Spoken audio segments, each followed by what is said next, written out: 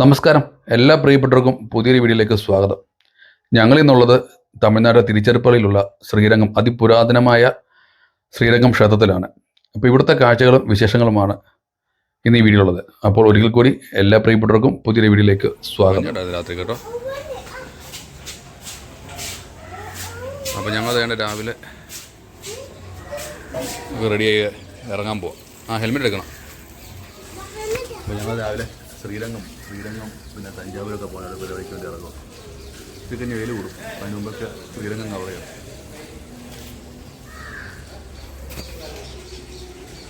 ഇവിടുന്ന് കല്യാണമൊക്കെ ഉണ്ട്. നല്ല ഒരുക്കിയിട്ടൊക്കെ ഉണ്ട് നല്ല രീതിയിൽ.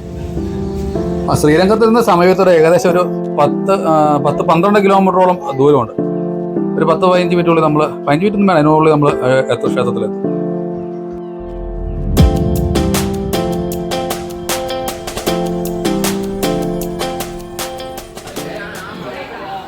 അപ്പോൾ നമ്മുടെ ചാനൽ ഇത് സബ്സ്ക്രൈബ് ചെയ്തിട്ട് നമ്മുടെ ചാനൽ സബ്സ്ക്രൈബ് ചെയ്യണം. വീഡിയോ ഇഷ്ടപ്പെട്ടൊന്ന് ലൈക്ക് ചെയ്യുക. അപ്പോൾ ഞങ്ങളുടെ ശ്രീരംഗം ടെമ്പിളിൽ എത്തിയിട്ടുണ്ട്. ഇവിടെ വന്നു ബാഗെല്ലാം വെച്ച് ബാഗ് എടുക്കും. അത് നല്ല സൗകര്യമുണ്ട്. എപ്പോഴും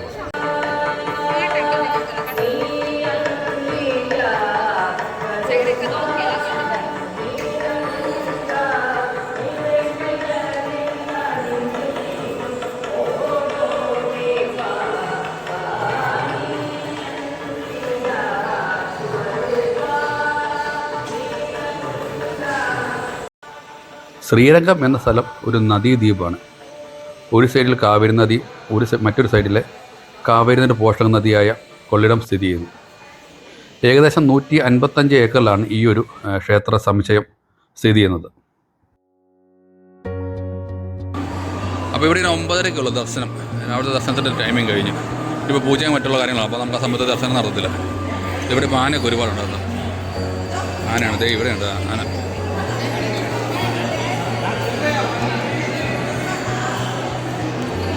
ആനയുടെ ദർശനം.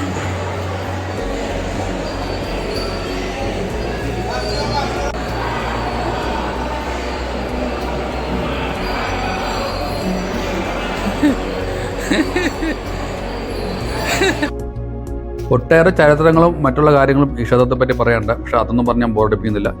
ഏകദേശം 7-ാം നൂറ്റാണ്ടിലാണ് ഈ ക്ഷേത്ര നിർമ്മാണം ആരംഭിച്ചതെന്നാണ് പറയപ്പെടുന്നത്. ഇന്നീ കാണുന്ന നിലയിലെത്തിയത് 17-ാം നൂറ്റാണ്ടിലാണെന്നും പറയപ്പെടുന്നു.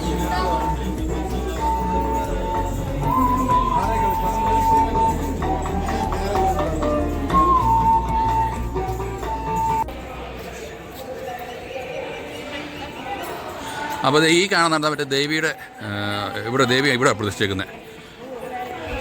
എനിക്ക് കൃത്യം അറിയത്തില്ല, എങ്കിലും പറഞ്ഞനുസരിച്ച് ഈ മെയിൻ ടെമ്പിളിലായിരുന്നു പണ്ട് ദേവിയുടെ പ്രതിഷ്ഠ എന്നാണ് പറയുന്നത്. പിന്നെ മഹാവിഷ്ണുവിൻ്റെ അനന്തശയനം, ആ പ്രതിഷ്ഠയാണ് ഇപ്പോൾ ഇതിൻ്റെ ഉള്ളിലുള്ളത്. ഈ പ്രതിഷ്ഠ വെക്കുന്ന സമയത്ത് ദേവിയെ എടുത്ത് ഇങ്ങോട്ട് മാറ്റി പ്രതിഷ്ഠിച്ചെന്നാണ് പറയുന്നത്. അത് ശരിയാണെന്ന് എനിക്കറിയത്തില്ല. അതിവിടെ ഉള്ളവരൊക്കെ അങ്ങനെയാണ് അത് പറയപ്പെടുന്നത്. അപ്പോൾ ആദ്യം നമ്മളിവിടെ വന്ന ശ്രീരംഗത്ത് വന്നാൽ ഈ ഒരു ഭാഗത്ത് ദേവീ ക്ഷേത്രത്തിൽ തൊഴണം. തൊഴിട്ട് നമ്മൾ അപ്പുറത്തകത്ത് കയറാം. മഹാവിഷ്ണുവും അദ്ദേഹത്തിൻ്റെ പത്നി ലക്ഷ്മി ദേവിക്കും വേണ്ടി സമർപ്പിച്ച ക്ഷേത്രമാണ് ശ്രീരംഗനാഥസ്വാമി ക്ഷേത്രം.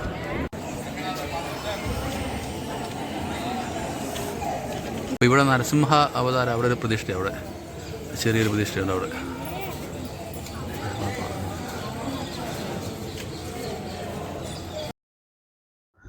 അപ്പോൾ ലക്ഷ്മി ദേവിയുടെ അവിടുത്തെ ദർശനം കഴിഞ്ഞ് നമ്മൾ ആ ദർശനം കഴിഞ്ഞ് പുറത്തോട്ട് ഇറങ്ങി. അപ്പോൾ ഈ കാണുന്നതാണ് സ്വർഗീയവാതിൽ. ഇപ്പോൾ ഇവിടെ ഉള്ള ആളുകൾ ഇതിനെ വേറെ എന്തോ ഒരു പേരാണ് പറയുന്നത്, എനിക്ക് കൃത്യം അറിയത്തില്ല. നമ്മൾ സ്വർഗീയവാതിൽ എന്ന് പറയുന്നത്. അപ്പോൾ ഈ ഒരു വാതിൽ വൈകുണ്ഠത്തിലെ ഏകാദശിക്ക് 10 ദിവസത്തിന് വേണ്ടി മാത്രമാണ് ഇത് തുറക്കപ്പെടുന്നത്. അപ്പോൾ ഡീറ്റെയിൽസ് എനിക്കറിയത്തില്ല, അറിയാവുന്നവരൊന്ന് കമൻറ്റ് ചെയ്യുക.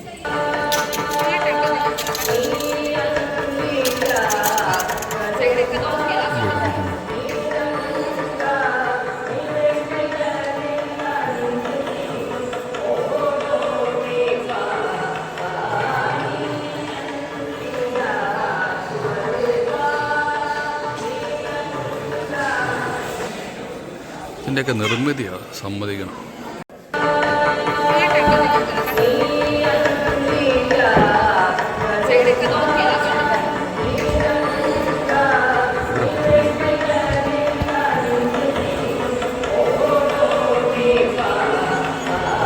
അപ്പോൾ ഈ കാണുന്ന ഒരു മണ്ഡപം കണ്ടോ, ഈ ഒരു ഗോപുരം ഇവിടെ മറ്റൊരു വ്യത്യാസമുണ്ട്. കാരണം ഇതിൻ്റെ കളർ കണ്ടോ, ബാക്കിയെല്ലാം നല്ല കളർഫുൾ. ഇതിന് കളർ ഇങ്ങനെയാണ് പെയിൻറ്റ് ചെയ്ത് വെച്ചിരിക്കുന്നത്. പക്ഷേ ഇത് പെയിൻറ്റ് ചെയ്യാതെ ആ കല്ലിൻ്റെ ഡിസൈനിൽ തന്നെ വെക്കുകയാണെന്നല്ല. പിന്നെ അതുപോലെ ഇവിടെ കുറേ കൊത്തുപണികളുണ്ട്. അത് പറയുന്നത് രാജാവ് യുദ്ധം ചെയ്തതിൻ്റെ ഓർമ്മയ്ക്കായിട്ട് പല യുദ്ധവിജയങ്ങളുണ്ട്. ആ വിജയങ്ങളുടെ ഇതായിട്ടാണ് ഇവിടെ ഈ ഒരു കൊത്തുപണികളൊക്കെ ചെയ്ത് വെച്ചേക്കുന്നത്. അപ്പോൾ ഞാൻ കാണിക്കാം, അടുത്ത ക്ലോസ് ആയിട്ട് കാണിച്ചു തരാം.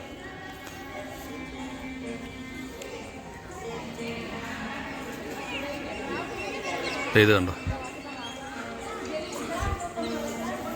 ഇതെല്ലാം എൻ്റെ യുദ്ധങ്ങളുടെ കാര്യങ്ങൾ ഓർമ്മിപ്പിച്ചുകൊണ്ട് അതിൻ്റെ വിജയങ്ങളും ഒക്കെ വെച്ചുകൊണ്ടാണ് ഇതെല്ലാം ചെയ്ത് വെച്ചേക്കുന്നത്. കണ്ടോ, ഇതിനെ കൂടെ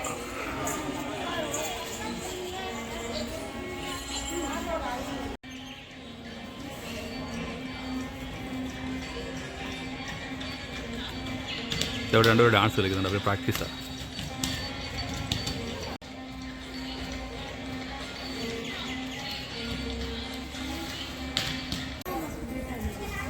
സ്കൂൾ കുട്ടികളൊക്കെ വന്നിട്ടുണ്ട്. നല്ല രസമുണ്ട്.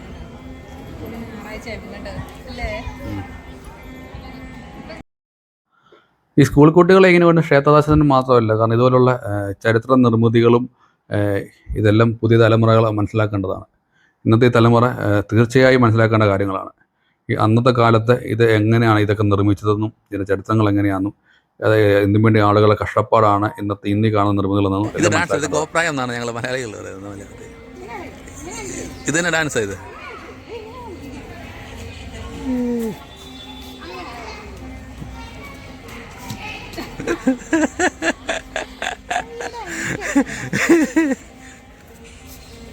നിന്റെ അമ്മ സംഘനൃത്തം ഒറ്റയ്ക്ക് കളിക്കുന്നതാവും അതോട് തന്നെ. സംഘനൃത്തം ആണ്, അതാ പറയാം, സംഘനൃത്തത്തിന് ഫസ്റ്റ് അവരവിടെ ഡാൻസ് വെച്ചോണ്ടിരിക്കുന്നുണ്ട്. ഒരാൾ വന്നിട്ട് കളിക്കില്ലെന്ന് പറഞ്ഞു. കണ്ടോ, ഇതൊക്കെയാണ്. അപ്പോൾ ഞങ്ങൾ ഇതുവഴി ഇങ്ങനെ, അപ്പോൾ നമുക്ക് മുമ്പോട്ട് വന്നു. അതന്നെ, മഹാവിഷ്ണുവിനും അദ്ദേഹത്തിൻ്റെ പത്നി ലക്ഷ്മി ദേവിക്കും സമർപ്പിച്ചിരിക്കുന്ന ക്ഷേത്രമാണ് ശ്രീരംഗനാഥസ്വാമി ക്ഷേത്രം.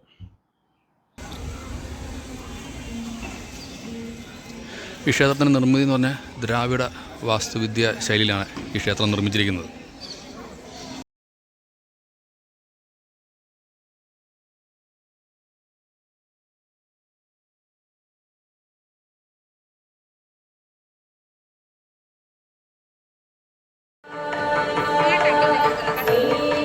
കൈവശങ്ങളിൽ ക്ഷേത്രം നല്ല രസമാണ്.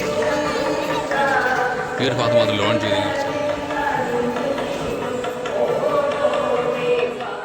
പിന്നെ വേറെ ഒരു 14-ാം നൂറ്റാണ്ടിൽ തുറക്കത്തില്ല പാണ്ഡ്യരാജ്യത്തിൻ്റെ വിവിധ നഗരങ്ങൾ നടത്തിയ ഈ ആക്രമണം നടത്തിയായിരുന്നു ഡൽഹി സുൽത്താൻ. അപ്പോൾ ഈ ക്ഷേത്രത്തെ കൊള്ളയടിക്കുകയും നശിപ്പിക്കുകയും ചെയ്തിട്ടുണ്ട്. 14-ാം നൂറ്റാണ്ടിൻ്റെ അവസാനത്തിൽ തന്നെ ഇത് പുനർനിർമ്മിക്കുകയും ചെയ്തിട്ടുണ്ട്.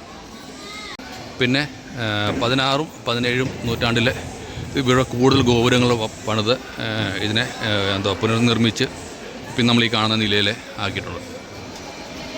ഞങ്ങളുടെ ഇവിടെ തൈര് സാധം വാങ്ങിച്ചു. ഇവിടുന്ന് 40 രൂപ. നല്ല ടേസ്റ്റ്. കാശിക്ക് ഇഷ്ടം തൈര് സാധനം. കാശിക്കാരൻ അങ്ങോട്ട് എങ്ങനെയുണ്ട്? കൊള്ളാമോ? ഇവിടെ ഒരാൾ ഫോണിനകത്ത്. അപ്പോൾ ഞങ്ങളകത്ത് കയറി 100 രൂപയുടെ പാസിനകത്ത് കയറി ഇവിടെ ഇങ്ങനെ ഇരിക്കുകയാണ്. അപ്പോൾ ഇവിടുത്തെ ടിക്കറ്റ് കൗണ്ടർ, ഇവിടുത്തെ പാസ് എടുക്കണം, കയറണം. കാശ് കിട്ടുന്നത്.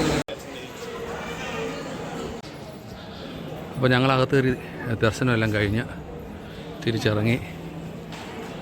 നല്ല തിരക്കാണ്. 100 രൂപ പാസ് കയറി ഫസ്റ്റ് നിന്നുകൊണ്ട് ഞങ്ങൾക്ക് പെട്ടെന്ന് തൊഴാൻ പറ്റി. നല്ല തിരക്കുണ്ട്. നല്ല തിരക്കുണ്ട്.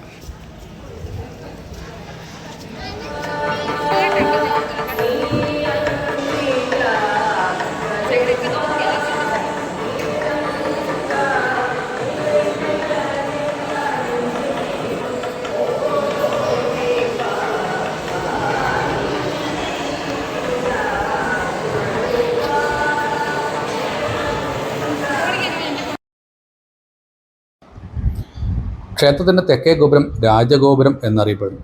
239.5 അടി ഉയരമുണ്ട്. 2014 കണക്കനുസരിച്ച് ഏഷ്യയിലെ ഏറ്റവും ഉയരം കൂടിയ ഗോപുരമാണിത്. വിജയനഗര സാമ്രാജ്യത്തിലെ അച്യുതദേവരായൻ്റെ ഭരണകാലത്താണ് രാജഗോപുരത്തിൻ്റെ നിർമ്മാണം ആരംഭിച്ചത്. അദ്ദേഹത്തിൻ്റെ മരണശേഷം നിർമ്മാണം നിർത്തിവെച്ചു. 400 വർഷമായി അത് അപൂർണമായിട്ട് അങ്ങനെ തുടർന്നു. ശ്രീ അഹോബില മഠത്തിൻ്റെ 44ാമത് ജിയറായ ശ്രീ വേദാന്ത ദേശിക യതീന്ദ്ര മഹാദേശികനാണ് രാജഗോപുരത്തിൻ്റെ പൂർത്തീകരണം ഏറ്റെടുത്തത്. അത് വിജയകരമായി പൂർത്തിയാക്കിയത്. അതിൻ്റെ നിർമ്മാണം ഏകദേശം 8 വർഷം നീണ്ടുനിന്നു. തുടർന്ന് 1987 മാർച്ച് 25-നാണ് ഇത് സമർപ്പിക്കപ്പെട്ടത്. ഞങ്ങളിവിടെ സ്പെഷ്യൽ ലഡുവൊക്കെ വാങ്ങിച്ച് ഈ സഞ്ചി നിറച്ച് ലഡുവൊക്കെ വാങ്ങിച്ച് ഞങ്ങൾ തൊഴുത്ത് ഞങ്ങൾ ഇനി തിരിച്ച് പുറത്തോട്ട് ഇറങ്ങണം. ഇപ്പോൾ രാവിലെ ഇതിന് ഞങ്ങളൊന്നും കഴിച്ചില്ല. കഴിക്കണം, ഫുഡ് കഴിക്കണം, കഴിച്ചിട്ട് വേണം ഇനി അടുത്ത പരിപാടി നോക്കാൻ വേണ്ടി. വീഡിയോ ഇഷ്ടമാകുന്ന ലൈക്ക് ചെയ്യണേ. പിന്നെ ചാനൽ ഇതുവരെ സബ്സ്ക്രൈബ് ചെയ്തിട്ട് സബ്സ്ക്രൈബ് ചെയ്യണേ. പിന്നെ നമുക്കറിയാവുന്ന കുറച്ച് കാര്യങ്ങളും പിന്നെ ഇവിടെ ആളുകൾ പറഞ്ഞുള്ള കുറച്ച് കാര്യങ്ങളൊക്കെയാണ് നമ്മൾ ഈ വീഡിയോ ഷെയർ ചെയ്യുന്നത്. ഒരുപാട് കാര്യങ്ങൾ പറയുന്നില്ല. അപ്പോൾ ഇത് എന്തെങ്കിലും തെറ്റുകളോ കുറ്റങ്ങളോ ഉണ്ടെങ്കിൽ നിങ്ങൾ കമൻറ്റ് ചെയ്യുക. നിങ്ങൾക്ക് അറിയാവുന്ന കാര്യങ്ങൾ ഈ വീഡിയോയ്ക്ക് താഴെ കമൻറ്റ് ചെയ്യുക. ഇല്ല കൃഷ്ണ പഴമുദ്രസ്വല ആ കടയിൽ പോയി ഒരു ജ്യൂസ് കുടിക്കണം. അഫോർഡബിൾ ആയിട്ട് വലിയ റേറ്റ് ഒന്നുമില്ല അവിടെ. ഇതൊരു ഇറങ്ങി വേണം പോകാൻ.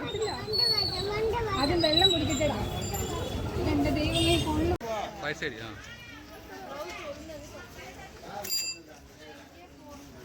ഇവിടെ കയറി